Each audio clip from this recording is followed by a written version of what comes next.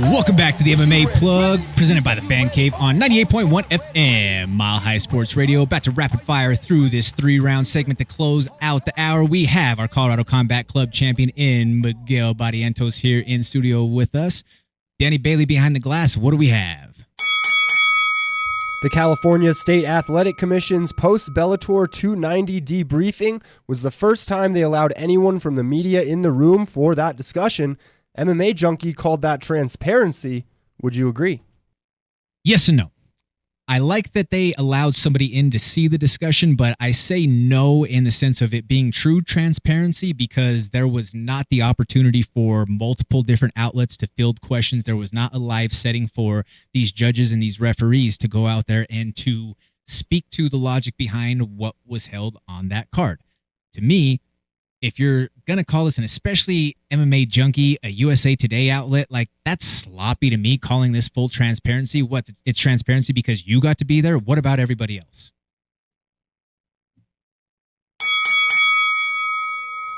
Platinum Mike Perry and Darren Till were back at it with a verbal sparring session. Will this matchup ever get made in any combat sport, though? Guys, that was 45 minutes that was well worth my time. Like, it was just two, for lack of a better term, it was two bros being bros, talking dude stuff back and forth to each other. Everybody remembers the spa clip, whether they didn't know, Mike didn't know if he was talking about spar. Mike wanted to spar, and Darren was talking about going to a spa, like sitting in the sauna. And, like they've gone back and forth through the years, and just some of the one-liners that came from Mike Perry during that, again, I'll speak for myself. Those are golden. That's comedic gold. You couldn't have scripted that better. Like, especially when he starts talking about doing it for the short kings and about how he's the he's the white rebirth of Mike Tyson. Like, come on, man. Yeah. Like that's classic. Like I'm coming in there, beating all you big, tall, fat Fs up and you know what? Like that is just pure entertainment coming out of PMP, out of Platinum Mike Perry. And then, Darren Till is always going to be someone who draws the attention because he is so entertaining in his own respect. But I would love to see that fight. What about you? Yeah, bare knuckle would be fun. In bare knuckle, I do got Mike Perry on that one. If it's bare knuckle, you have to go PMP 100% to me. I think that if that fight were to ever happen, especially with now both of them not being in the UFC, I would probably venture to say that it would be more likely to happen with big gloves on. Because I don't see Darren Till taking a bare knuckle fight unless that bag was something that he couldn't deny, because Mike Perry's getting flat out paid.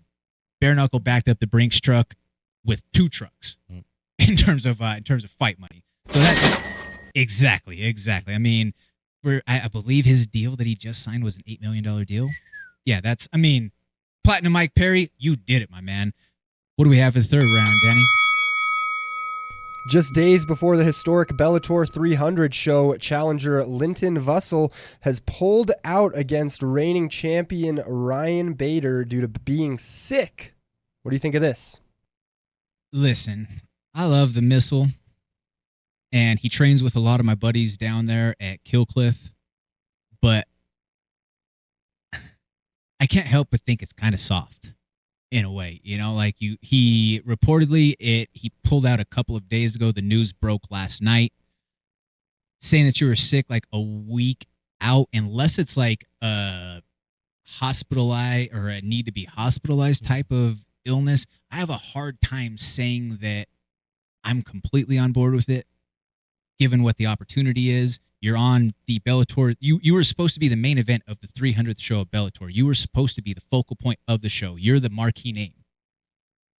And you pulled out that quick. I don't know, man. Like, I know a lot of guys fight sick. Yeah. Like, a lot of guys fight sick. A lot of guys fight hurt. I understand the side of, well, if I'm fighting for a world title, I want to make sure I'm close to 100% as possible. But you might not get that title opportunity again. So I think that this is a missed opportunity by Linton. But we'll see if this materializes down the way, or if Bader gets to fight against someone else here in the near future. But just like that, folks, we are all out of time every single week. This hour flies by. We want to thank you all so much for your support and for tuning in and supporting our local fight scene here in Colorado. Once again, there is no shortage of shows to go out there over the next few weeks. Make sure that you hit these fighters up on social media or wherever it is that you can get in touch with them to buy tickets. If you're buying online, select their name for that promo code slot so they get some credit and they get a little bit of extra bread on top of everything.